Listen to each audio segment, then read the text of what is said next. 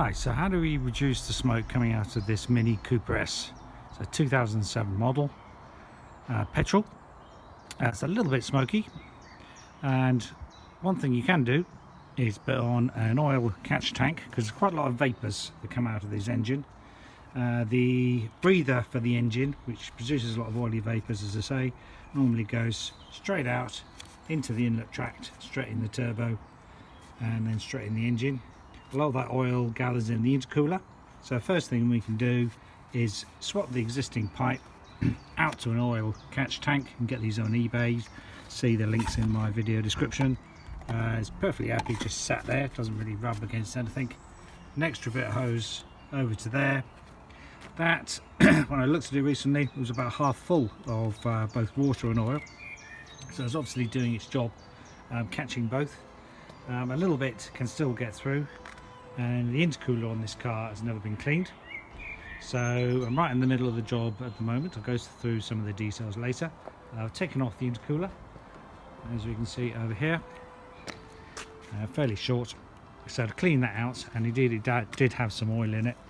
Just put a few cupfuls of petrol in it, put your hands over the end, swirl it around from left to right, and empty it out responsibly somewhere. Do that a couple of times, and then we can put it back on the car.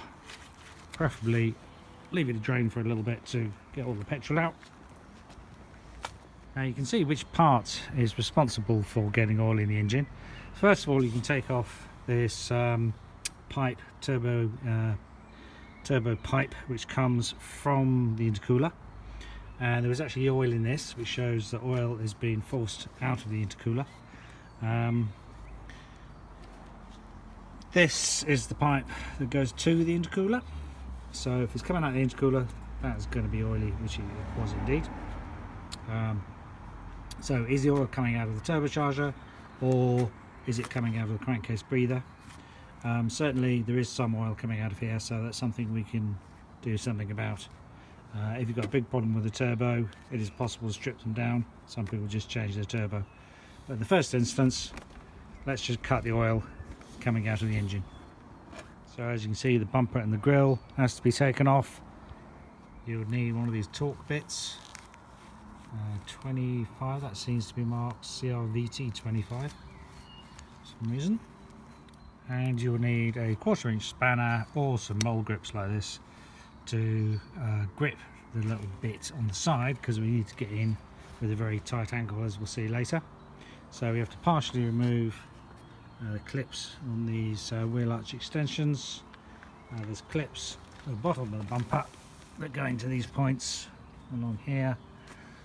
There were some clips along the top of the grille. The grille's got to be removed, and on this car the spotlights have to be removed as well.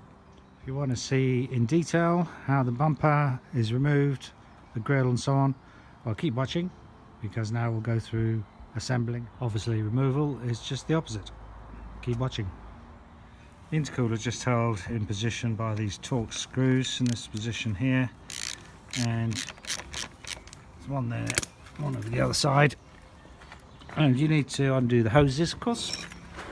And to get to the hoses, convenient little hole there to get in a socket or a screwdriver, and the other one's not too bad either. This one here is quite easy to get to. Then we have to reattach the bumper, and don't forget the electrical connections to lights, assume you've got those. And on the right hand side of the car, we've got more electrical connections. A plug here for the air temperature sensor, more for the lights. These wing wheel arch extensions, they have a couple of little tabs here that have to go into these slots, and now it's attached. There's a connection here that goes on to this piece of plastic. Mine was actually detached on mine, and similarly a piece here, you can just about see it. Now let's go around the other side. Is a piece there which has a clip on it, which needs to be removed, and also the bottom of the wing wheel arch extension goes onto this clip here.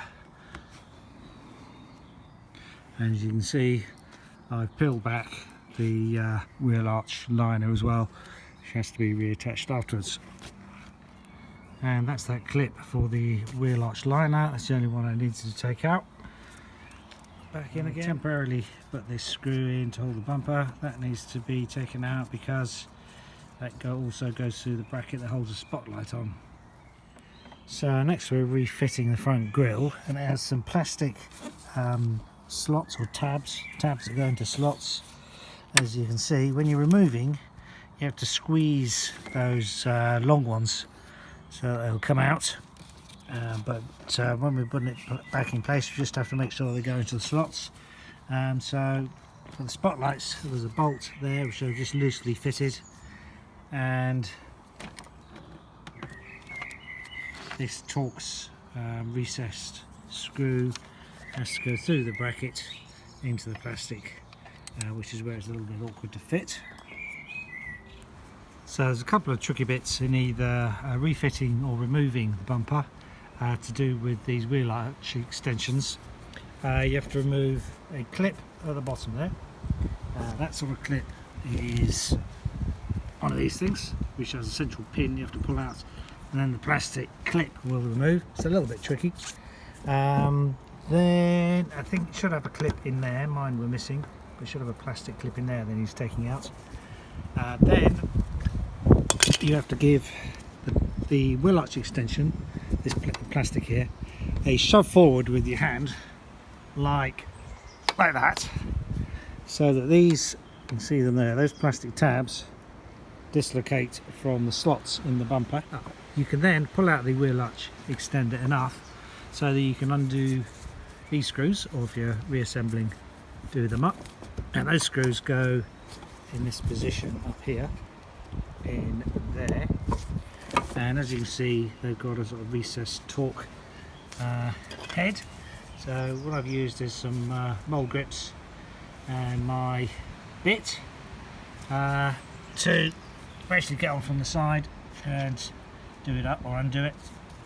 Same sort of thing, same screw, same technique in the screw that basically goes in there as well. Same screw goes through, in my case, the spotlight bracket, and through the bumper mounting into the plastic behind.